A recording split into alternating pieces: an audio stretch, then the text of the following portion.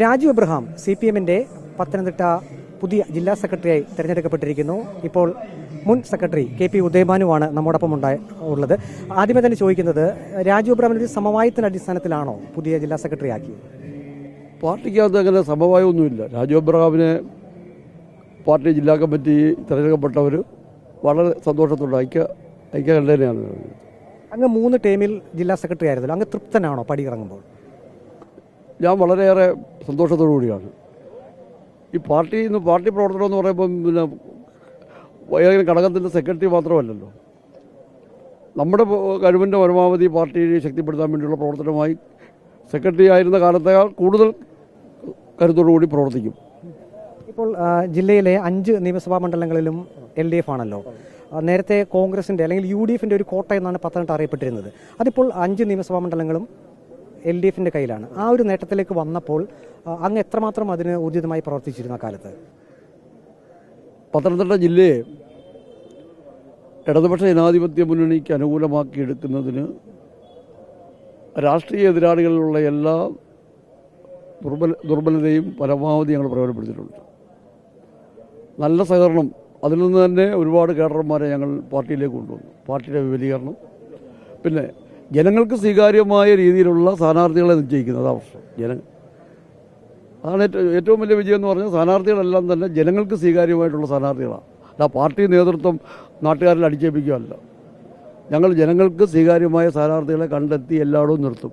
അതാണ്. ഇപ്പോൾ നവീൻ ബാബു വിഷയത്തിൽ അങ്ങയുടെ പ്രസ്താവനകൾ കേരളം മുഴുവൻ ശ്രദ്ധിച്ചിരുന്നല്ലോ. ഇപ്പോൾ പുതിയ ജില്ലാ കമ്മിറ്റി വരുന്നു, പുതിയ ജില്ലാ സെക്രട്ടറി വരുന്നു, അവരും അതേ നിലപാട് തന്നെ എടുക്കണമെന്നാണോ അങ്ങ് ആഗ്രഹിക്കുന്നത്? പുതിയ ജില്ലാ കമ്മിറ്റി അല്ലല്ലോ, ഈ കമ്മിറ്റിയുടെ ഒരു സമ്മേളനം ചേർന്ന് അതിൻ്റെ തുടർച്ചയാണ്, അല്ലാതെ പുതിയതും പഴയതൊന്നുമില്ല. പാർട്ടി പത്തനംതിട്ട ജില്ലാ കമ്മിറ്റിയുടെ വ്യക്തമായ തീരുമാനമാണ്. അതനുസരിച്ച് പുതിയ വന്ന കമ്മിറ്റി ആ നില തന്നെ തുടരും, ഒരാശങ്കം വേണ്ട. അതായത് അങ്ങയുടെ തീരുമാനങ്ങളുടെ ഒരു തുടർച്ച തന്നെയായിരിക്കും പുതിയ ആളുകളിൽ നിന്നും ഉണ്ടാവുക.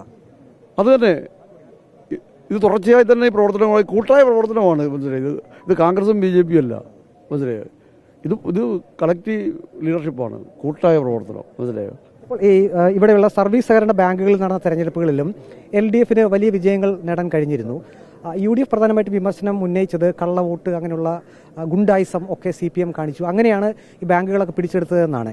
യഥാർത്ഥത്തിൽ UDF-ന്റെ കയ്യിൽ നിന്നും അത്തരം ബാങ്കുകൾ പിടിച്ചെടുക്കാൻ അങ്ങ് എന്ത് തന്ത്രങ്ങളൊക്കെയാണ് പ്രയോജനപ്പെടുത്തിയിരുന്നത്? ഈ തോക്കുന്ന ആളുകൾ പറയുന്ന കാര്യമില്ല. അത് അവർ പറയുന്നതിന് തോറ്റ ആളുകൾ അതിനെപ്പറ്റി പറയുമ്പോൾ അത് അത്ര കണ്ടാൽ മതി.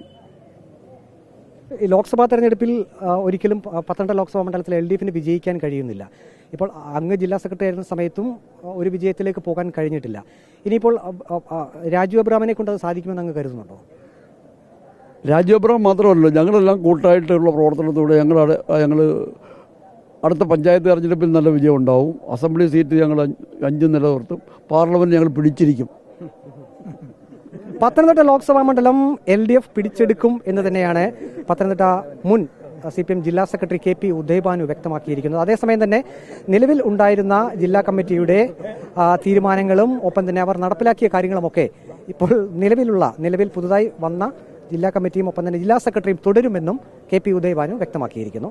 വീഡിയോ ജേർണലിസ്റ്റ് അജി കുടുംബനൊപ്പം റിപ്പോർട്ടർ പ്രവീൺ പുരുഷോത്തമൻ, റിപ്പോർട്ടർ പത്തനംതിട്ട.